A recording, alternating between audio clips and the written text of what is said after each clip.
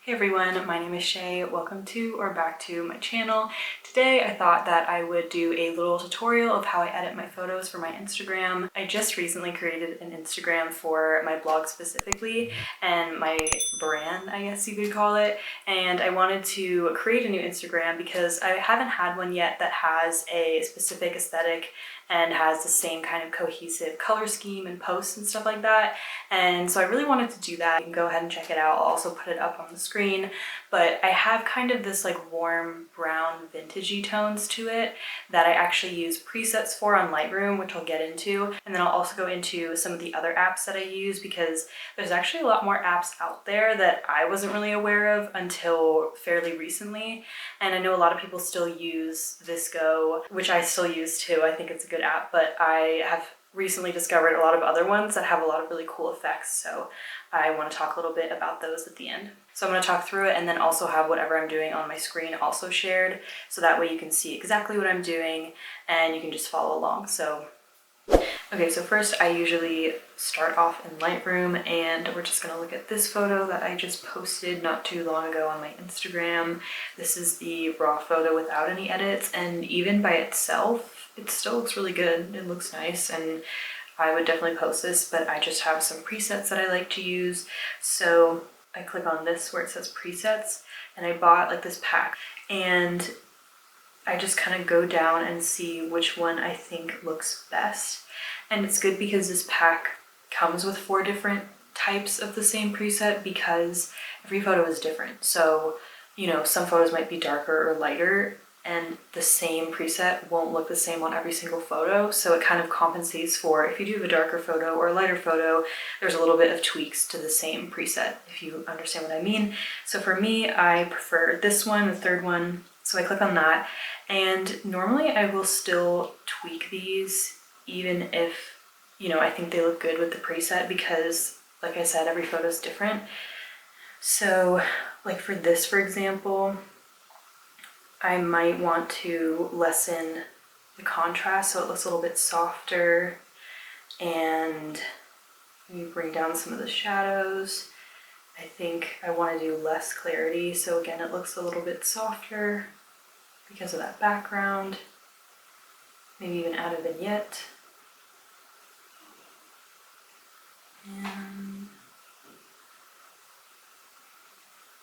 And a lot of it is seriously just playing around with these different sliders. I don't really touch the color or the white balance because the whole preset is so my feed looks really cohesive with those browns. But if it does look a little bit too warm or too cool, I can just kind of adjust it with this temperature. Okay. And I'm happy with the look of that. So I am going to go ahead and export that to my camera roll. And now let's say you did do edits on this from the start just by yourself. You could even, if you click on that little mix button, you can adjust the colors with all these different sliders. You can, you know, just take one single color and adjust them all. And then let's say you did that and you ended up with this by doing it manually. If you want to save that so you don't have to do it with every photo, like make your own preset, what you can do is go up to these 3 little dots in the top right, and then you can hit create preset. And then you can title it and put it in a certain folder so that way you always have access to it. And then when you want to use it, you go down to this presets, and I have all my nude ones right here, but then if you want to access different ones, like I also have one called vintage, then you click on that, and that's how you access your presets. So I'm just going to show you some other photos with the presets so you can see how I make adjustments, stuff like that. So this is just an outfit photo that I took. Obviously by itself it's kind of just blah, but then once I go through the presets you can kind of see I like this one, and again you can see what I'm talking about, how these presets are obviously for photos that are a little bit darker where you'd want to bring up the shadows. So I think this one probably looks best. So I feel like when you look at it, there's too much, it's too like sharp, there's too much texture or clarity or whatever, which is typical of the preset that I bought. So I am just going to bring that down a little bit. It's a little bit softer. And just kind of mess around with some of the other things. Okay, the color's fine. Maybe boost up the contrast a bit. Take it down? No. Bring back some of the shadows. I like the brighter whites. And then see what I mean about looking tan with the highlights. Now this preset just did that, but it's a hack, it's a life hack. Okay, I mean, I think this fits for my feed, but if you'd want to bring it into the other apps that I talk about, you know, Tezza or Prequel, and do some extra editing, maybe add some grain or some dust, would look pretty cool as well. Also, if I wanted to smooth anything out, like maybe my skin, or if you do some portraits and you want to smooth out your skin, there's also this selective tool, and you can use this little brush to like brush, or sometimes I use this if I want to change the color of the wall. Obviously I'm doing a really bad job right now, but like if I wanted to actually be serious about going in and getting just the wall, you can do that, and then whatever is in red will be like what you're adjusting, see?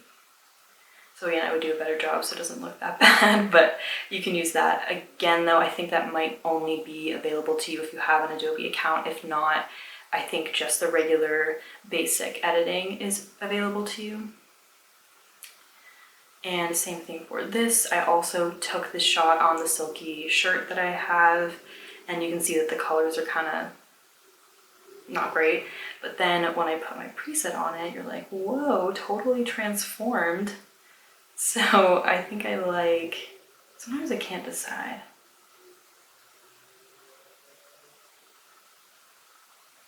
This one? I don't know. And yeah, I feel like for this stuff, I usually like when they're a little bit softer, like not as intense with the clarity. But, you know, if I wanted to make a certain part of it more clear, like maybe just the bottles, instead of the sheets being like having more texture, being more clear, I could use that selective tool to do that. And it'd probably make some more adjustments to this and then save it. So let's say I like this photo, but I want to add a little bit extra to it. Now there are so many different things I could do with this photo, and I'm going to show you some different apps that will achieve a different effect. So then, now that I have this photo, if we want to go over to Prequel, this is a really cool app that I actually heard about on TikTok. You click up here to bring in your photo. I just edited this one. And they have a ton of really awesome effects. They have, I can't even, I mean, I just get so overwhelmed with like all the ones that I want to try. But you know, let's say you want to do like a little jewelry one, like this kind of the sparkly look. And they have a few different options, and then there are some that are like premium that you have to pay for. But then let's say you think this is too much, you can play around with the intensity of like where the sparkles are, and then kind of adjust, you know, if you don't want the orangey filter, if you want to take that off but just have the sparkles. You can even change how shiny the little sparkles are, or change like the rotation of them. This looks like super cool. And I think it's really fun because this photo that just looked pretty simple in the beginning now can turn into something like really cool and fun. Or, I mean, some of these effects are pretty similar. Like there's a disco one if you want more like cool tones in your photo. There's this bling one that's really extra. Yeah, so I especially like those for any sort of like jewelry or accessories. If you take flat lays like that, that looks really cool. And then they have some really cool stuff for portraits. They also have this dust option, so you can add a little bit of, like, it looks like film dust kind of thing. Another app that I like to use is Tezza, and I know this one's getting pretty popular now. I like it to add kind of that grain or that dust to it, to my photos. So you just edit, and they also have different filters like in VSCO. They have a lot of cool ones, but you know, we already edited this photo, but I mean, that would be a nice one too if you wanted to do a little bit of that maybe. And then they have the same kind of things as VSCO. You can add grain, if you wanted to add a little bit of that, sharpening, the highlights, shadows, temperature, all that kind of stuff. But then they have this cool dust option. And you can kind of switch around like where the placement of the dust is, or if you want to make it black instead of the white. And then of course you can adjust the intensity, or you can just go without it. So just save that.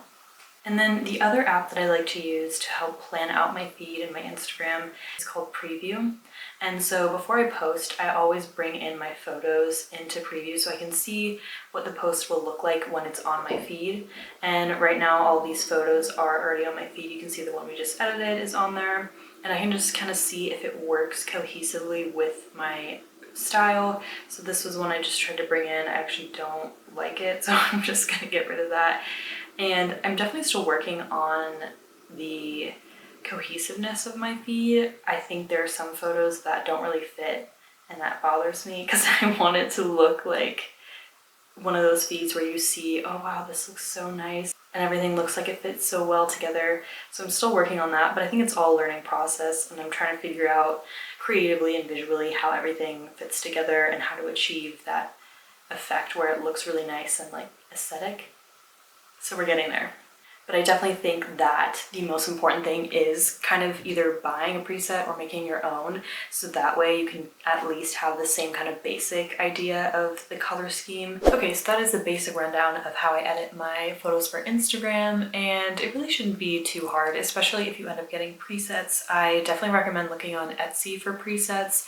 They're really cheap there, and you can usually get a bunch for a really good deal. I'll also link the Etsy shop where I got mine. She has a ton. I literally was just like scrolling through wanting to buy all of them because all of them looked so pretty, and I think I got mine for like $3 or something, which if you think about it is not a huge investment. So definitely let me know below if you want me to do more videos like this. I can try to come up with my own presets or my own edits either on my computer or my phone. I used my phone this time because I feel like a lot of people do edit on their phones and just wanted to do what was easiest. Thanks so much for watching. I hope you guys enjoyed. Make sure you subscribe if you're new, like this video, and comment down below if you have any other ideas for presets or also other portrait photography ideas that you want me to try.